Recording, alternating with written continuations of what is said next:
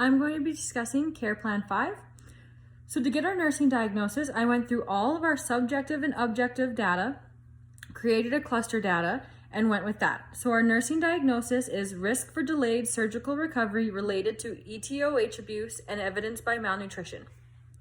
Our short-term goal is that Miss Scott's incision site will be free from signs and symptoms of infection by November 20th, 2020 at 1100 hours before discharging from acute care.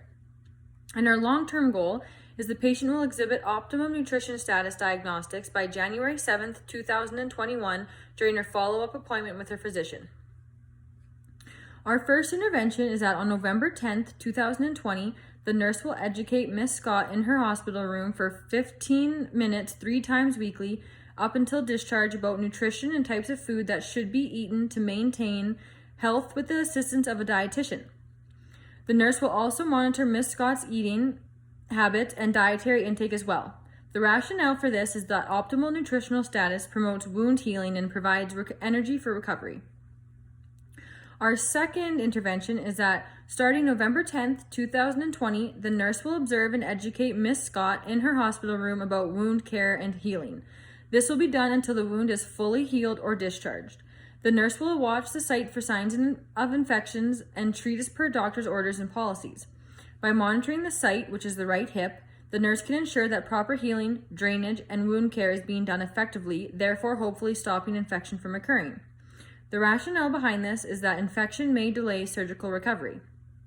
And the third intervention is that the nurse will assess all of Miss Scott's body systems every morning at 0700 hours for 15 minutes in her room until discharge on November 20th, 2020.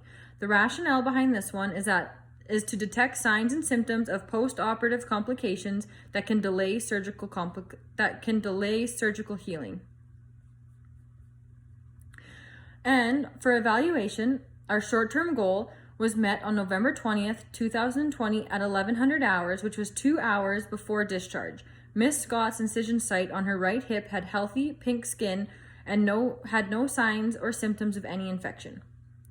Our long-term goal was not met. Mrs. Scott came to her follow-up appointment on January 7th, 2021 and was still in the malnutrition range.